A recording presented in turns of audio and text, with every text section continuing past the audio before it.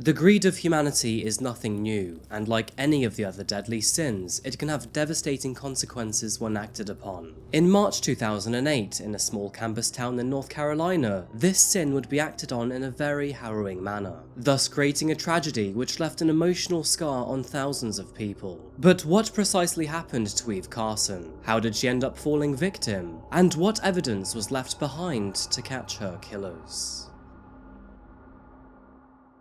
Good morning, good afternoon, or good evening folks, and welcome back to Coffee House Crime. My name is Adrian, and today we're looking at the heartbreaking case of Eve Carson. Now this story really is a case of wrong place, wrong time, and with a victim so popular, the killers accidentally left a massive hole in the community. By the way, just like a barista loves a tip, I really do appreciate people subscribing to my channel, so if you would like to hear true crime weekly, then please consider doing so. Just a spoiler alert, but this man is struggling with COVID for a third time now, so apologies for the performance today. Yep, this video is sponsored by Lemsip. Not really. Now with that said, please grab yourself a coffee, pull up a seat and get ready for the deep dive. This is the case of Eve Carson.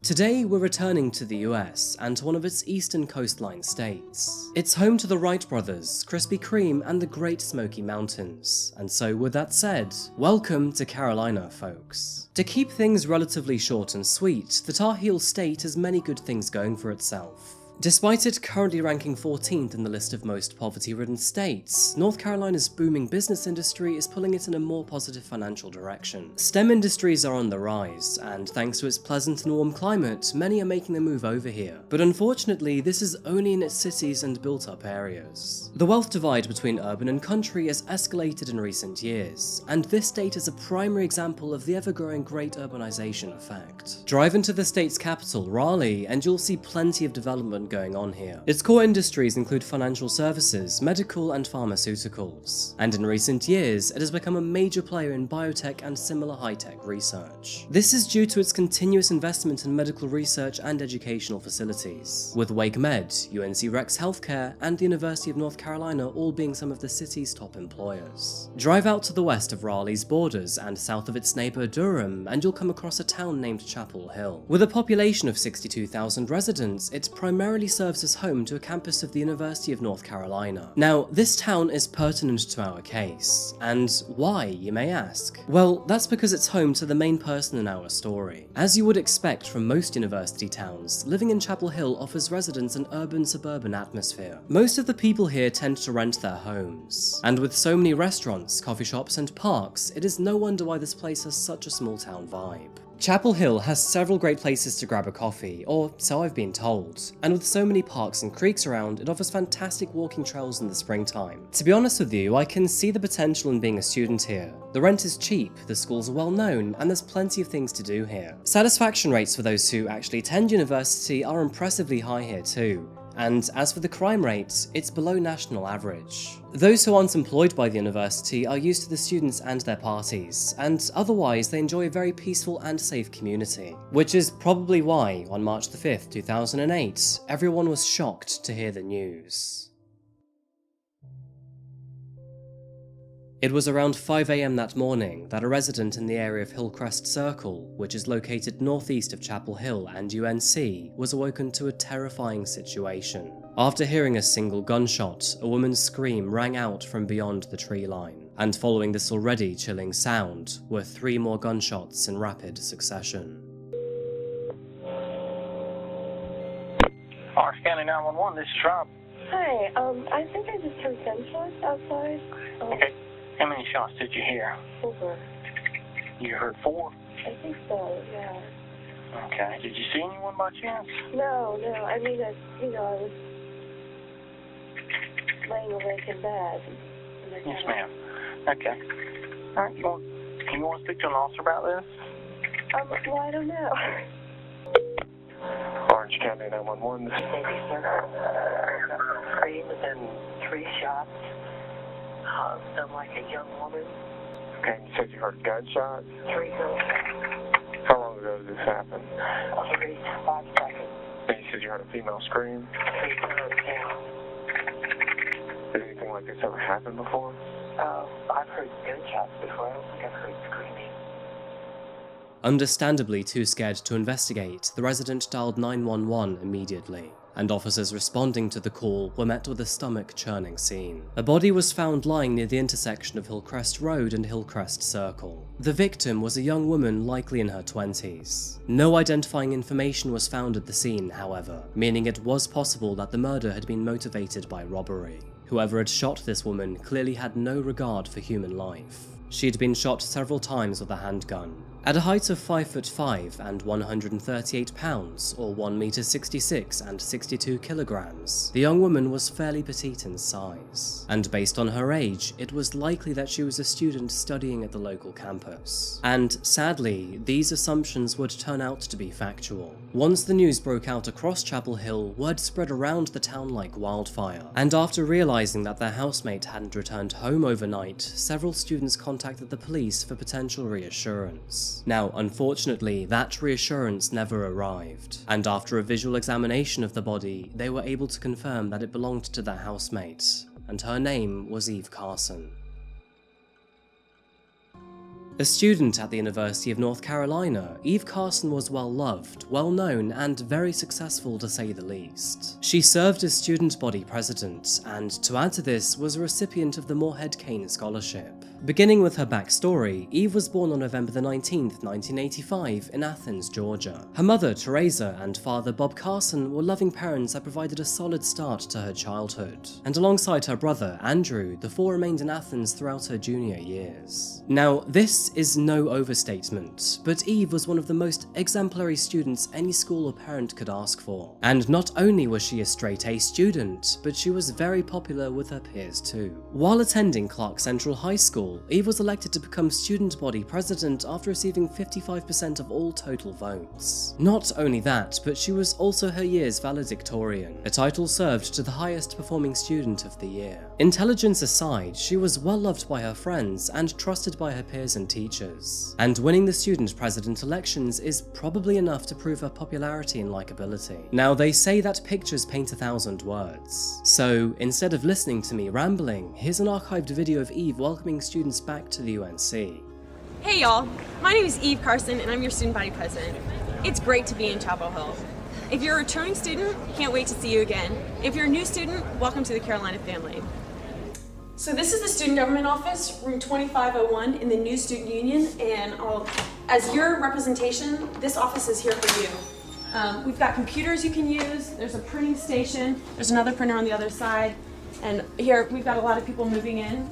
This is Lauren, she's a senior class marshal. There are 3 branches of student government: executive, legislative, and judicial. And so executive branch, or E-branch, and student congress are located in this office. And the judicial branch, which is the honor court, is located down in SASB. I really want to encourage all of you guys to take advantage of the incredible opportunities that our campus offers. You know, from Campus Y to Millennium Village Project to student television to the Daily Tar Heel to student government, there are so many incredible ways that you can get involved. And I've really found that my experience has been enriched by the ways that we give back to our communities and to our campus. Also, I personally invite you to come hang out with me. I spend a lot of time in this office and I love saying hi and meeting new people. So if I can help you, or if I can help you figure out how you want to get involved on campus, please come by and let's talk.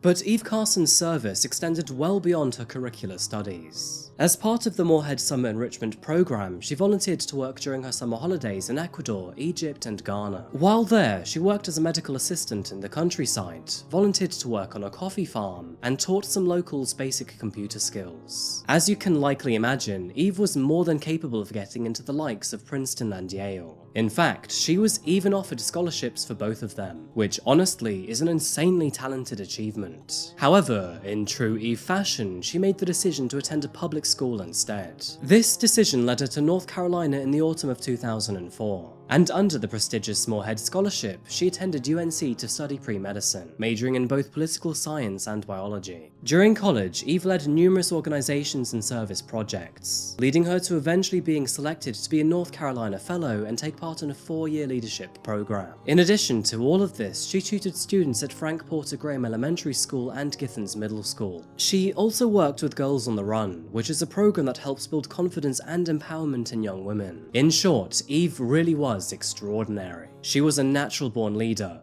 compassionate, and so enthusiastic and interested in everyone around her. And now, with her death, she left a grievous hole in the hearts of countless people. The community had no idea what to make of this situation, because, popularity aside, a student had suddenly died in a remote woodland just off campus. And although most murder cases tend to be a one-off scenario, the lack of evidence left no hint if this would happen again. Now, Eve's death appeared to be random. She was last seen by her housemates around 1:30 that morning, where she stayed home to study as they all went out for drinks. But what happened between that time and 5 AM at this stage was anyone's guess. The following morning, and after an anonymous tip, the police found her car not too far away from the crime scene, and of course they went to go take a look. Now to Chapel Hill, where a police tip line has been ringing all day. Investigators are working every lead in the search for Eve Carson's killer. They're going through every inch of her SUV. It's believed the killer shot her in a neighborhood near campus, then took off in her truck. Our team coverage begins with Dan Bowens outside police headquarters. Dan. Pam, Chapel Hill police do not have any suspects in this case, and they are calling the murder of Eve Carson a random act of violence. They've spent much of the last 48 hours trying to obtain her phone records, her bank records, and looking through her SUV for any sign of evidence that could help them solve this case. Evidence inside Eve Carson's SUV could provide important information about her murder. Chapel Hill police spent much of Friday reviewing the contents inside. WRAL has learned detectives are investigating 2 crimes in the UNC student body president's death: the theft of Carson's SUV and the murder. Police believe the killer was in Carson's Toyota at some point. Carson lived just a block off the main business district of Franklin Street on Friendly Lane. Police found her body Wednesday morning a little more than a mile from her home in a residential part of town at Hillcrest Road. Her SUV was found at the intersection of North Street and Hillsborough. Police believe Carson was shot with a handgun several times at around 5:30 Wednesday morning, including 1 shot to her right temple. She was last seen alive by her roommates at around 1:30 that morning. Detectives are still trying to piece together what happened in between. And Chapel Hill police also announced today that there is a $25,000 reward for anyone who could help them solve this crime. Pam? Dan Bowens live in Chapel Hill. Thank you. The blue 2005 Toyota Highlander, still sporting Georgia plates, was found near the intersection of North and Hillsborough Street, which from that location was a 30-minute walk from where her body was found. The car wasn't too far from her home either, which of course was where she'd disappeared from. 202 Friendly Lane was only a stone's throw away from the vehicle, so in that regard, officers couldn't be sure whether she'd left it there by herself before the incident, or closer to the time of the gunshots being heard. Forensic analysts were eventually able to confirm that the last activity on Eve's computer was at 3:37 AM, more than 2 hours after her roommates left the property. This was good information to have, as it could be used by the authorities to refine the time frame in which she may have been kidnapped. And at long last, a clue to her killer, or killers, and a potential motive finally came in. After gaining access to her financial accounts, investigators were able to deduce that at 3:55 AM on the night she disappeared, which was only 21 minutes since her computer's last activity, several attempts were made to withdraw cash from her bank account. The attempts were made at an ATM at the University Mall in Chapel Hill, which was north of the university and where Eve's body was discovered. The daily maximum of $700 was pulled out of the account, with the next 5 attempts remaining unsuccessful. And this is where investigators got their first big breakthrough. With this particular ATM being a drive-through machine, the building was equipped with surveillance cameras. And during the time her card was being used to withdraw cash, the camera had taken several images of the card's user. Although the footage is grainy, a young man wearing a hoodie and a black cap can be seen. And in one of these still images, it appears that a second person can be seen in one of the car's rear passenger seats. Now, Eve was still alive at the time these photos were being taken, so could it possibly have been her? Or was there another person accompanying the hooded figure? Analysts were eventually able to enhance this photo to a higher resolution and with colour. However, the figure or figures in the back of the car were still not discernible. At 4:44 AM on the same morning, another attempt was made to withdraw funds from her bank account. However, no surveillance footage captured the person responsible for the withdrawal. And sadly, just 24 minutes later, Eve Carson was shot 5 times. But these wouldn't be the only attempts made over the following days. Just 7 hours later at 12:39 PM, her card was used twice more at a mini-mart along Moorhead Avenue in Durham. Then again the next day at 12:16 AM, and yet again at a 5th location the day after. Whoever was trying to steal money out of her account was becoming very brazen, and quite frankly sloppy in their work. And this final risk held dire consequences for them, because lo and behold, this 5th and final place had a camera. At 12:54 AM on the morning of March 7th, a surveillance camera captured this person walking into the Carolina Food Mart on Alston Avenue. They walked up to the store's ATM machine, used Eve's card, and was ultimately declined. But what was interesting to officers is that while this was a male figure, it clearly was not the same guy seen in the previous surveillance footage, meaning they either had 2 suspects in this case or 1 red herring. While officers got to work on identifying and locating their suspects, the towns of Chapel Hill and Athens united in grief for Eve Carson, and on March 9, 2008, she was laid to rest. Hundreds attended her funeral, and back in Carolina, thousands of people gave her a minute of silence out of respect. Honestly, this young woman was loved beyond all measure. Despite several surveillance images and their best efforts, progress on this case was initially slow. However, on March the 12th, 7 days after her death, the police finally had a lead. Following an anonymous tip and an uncanny resemblance to the surveillance photo, police focused their sights on a man named Demario James Atwater. Demario was problematic to say the least. Aged 21 at the time, he already had 2 prior felony convictions, had committed several further crimes while on parole, and was even set to be in court 2 days before Eve's murder. Demario's criminal history, dating back to 2004, includes convictions of assault, robbery, trespassing, and possession of marijuana with intent to sell. He was caught breaking into a home in 2005, and again in 2006 while on probation. To add to this, he had also been caught carrying a gun while on probation, but due to a courtroom mix-up, his hearing was rescheduled past the date of Eve's death. His criminal profile seemed to fit the murder case too.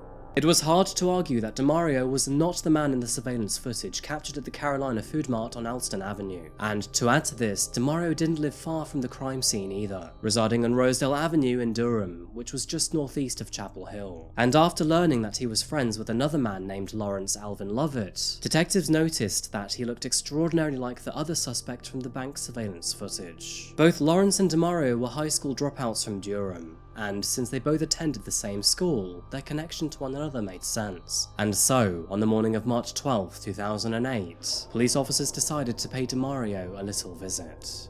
We were in court in Hillsborough when Demario Atwater faced a judge charged with the murder of the UNC student body president. He's not the only suspect either. Chapel Hill and Durham police are looking for Lawrence Lovett. He is considered armed and dangerous. Warrants also charge him with Carson's murder. This, as of late this afternoon, a standoff unfolded at the home owned by someone with the same last name. Special enforcement teams rolled in and blasted down doors and windows. No word yet whether Lovett was inside. We begin our team coverage right now live in Chapel Hill, where Amanda Lamb has spent the day following the latest developments. Amanda. Pam, as you said, big developments in this case today. Tips from those surveillance video pictures allowed police to arrest one suspect and identify another. Now police have a name to put with this face of a suspect in this convenience store surveillance video. They say this man who tried to use Eve Carson's ATM card is 21-year-old Demario Atwater. A tip from that picture led them to arrest Atwater in Durham on first-degree murder charges. At approximately 5 a.m., Demario James Atwater, 21 years old, was taken into police custody after he was observed exiting the residence. Curran also said they are still looking for another suspect. This man, the driver in what was believed to be Carson's SUV at a bank ATM machine in this surveillance picture. 17-year-old Lawrence Lovett. Lawrence Alvin Lovett Jr. should be considered armed and dangerous.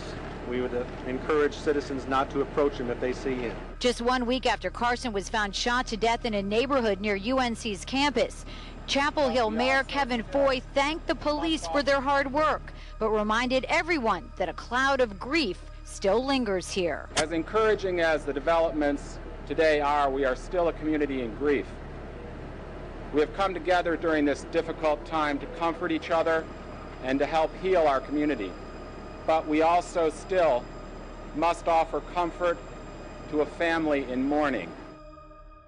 Now, Lawrence was eventually arrested and charged with murder alongside his partner in crime. Aged 17, he was still legally just a child, but he too had previous convictions. Already on probation for larceny and breaking and entering charges, Lawrence also lived in the Durham area. And let's be real here, with the surveillance images at hand, both he and DeMario were now in a very challenging position. By the end of March 2008, an Orange County jury indicted both DeMario and Lawrence on first-degree murder charges. By July, those charges had extended to first-degree kidnapping, first-degree robbery with a dangerous weapon, felonious larceny, possession of a firearm by a felon, and felonious possession of stolen goods. And despite this already formidable list of crimes, in addition to the new charges, Lawrence was also charged with murder of Abhijit Mahato, who was a 29-year-old engineering student at Duke University. Now, I won't go into much detail about Abhijit's case, because in the end, Lawrence would ultimately be found not guilty of his death. But Abhijit left India in the year 2006 to attend Duke University. But on the night of January 18th, 2008, which was only a few weeks before Eve's death, he found his untimely demise. After his house was broken into, Abhijit was driven to an ATM machine, forced to drain his savings account, and then was driven back home. And then tragically, after this, the burglar then shot him in the face through a pillow. Considering some loose evidence and a similar modus operandi, Lawrence was tried for Abhijit's murder. But very little physical evidence was able to tie the two together, and eventually he was acquitted.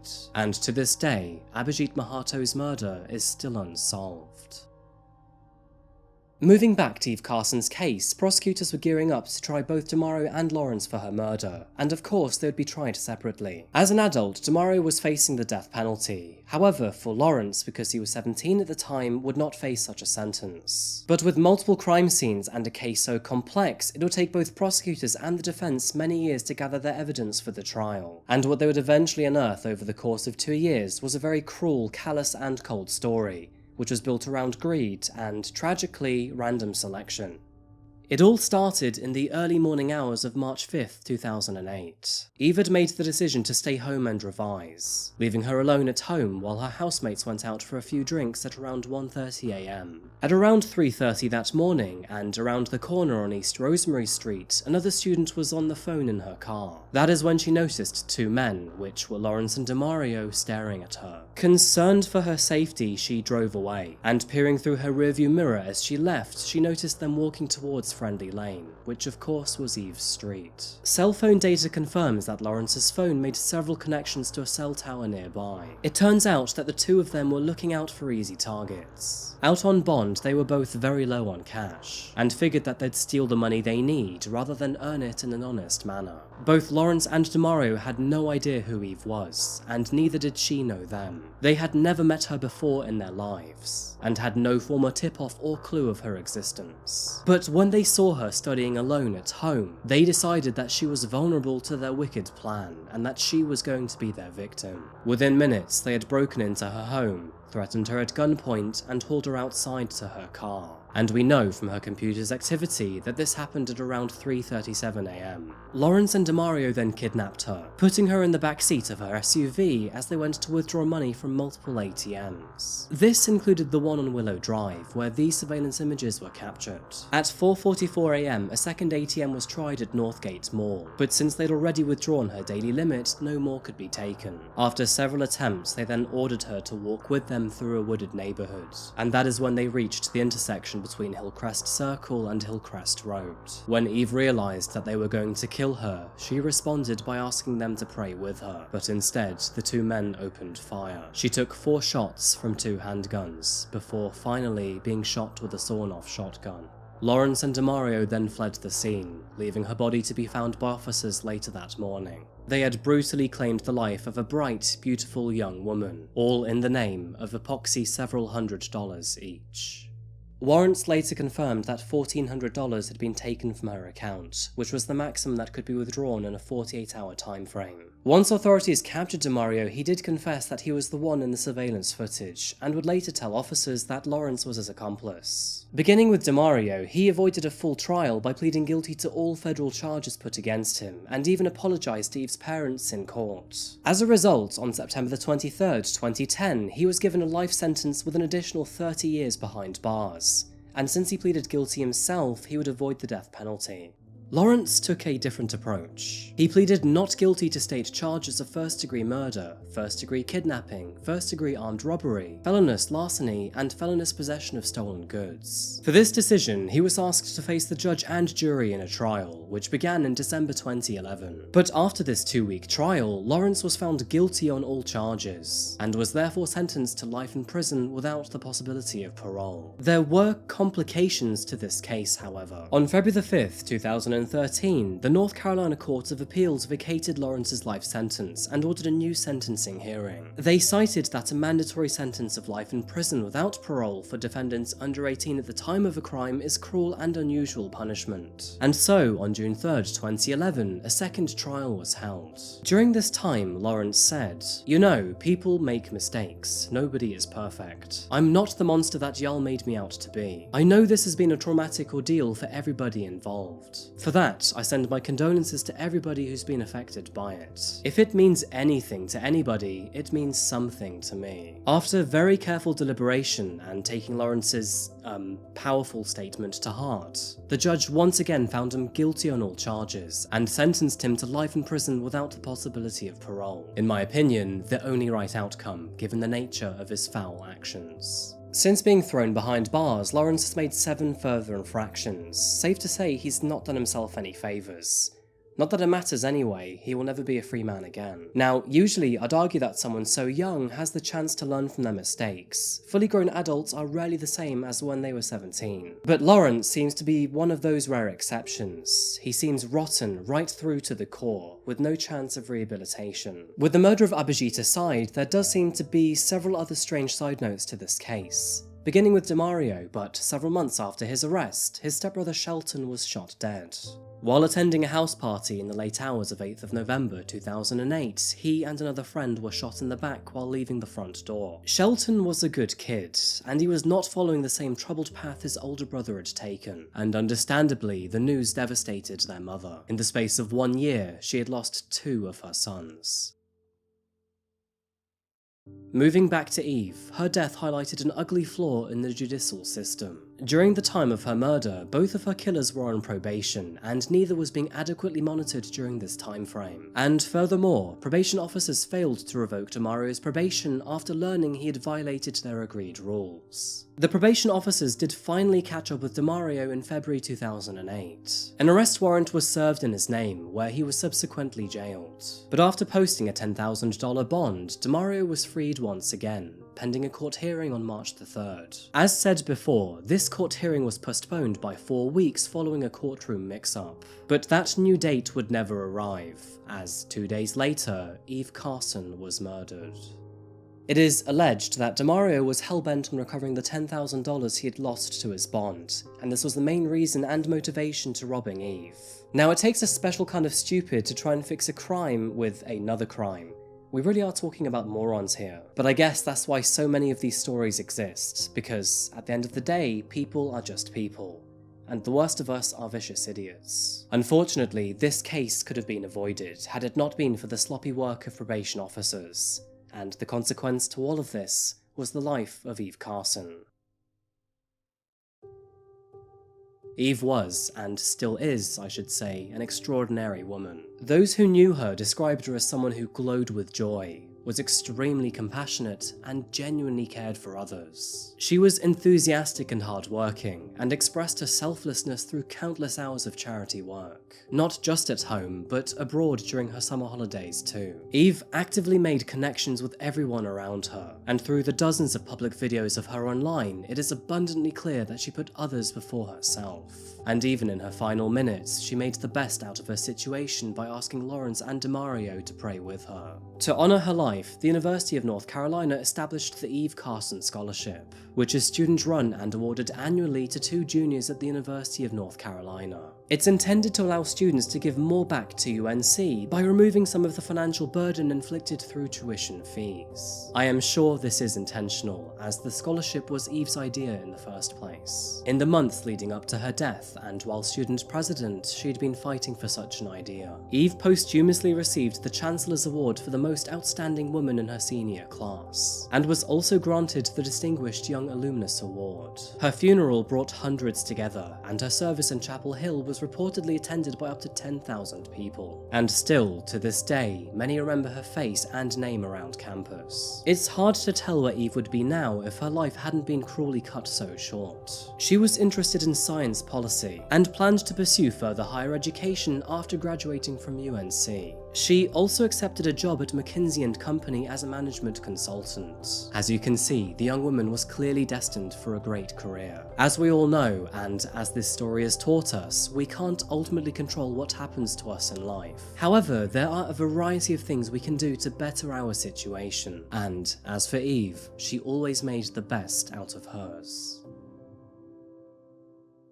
You know, one of the things I came to realise from this case is that Eve was so very fucking loved. And I know that swearing can be inappropriate, but it's because I really mean it. One of the many ways I gather info for a case is through online obituaries, and never have I ever seen so many comments left behind for a victim.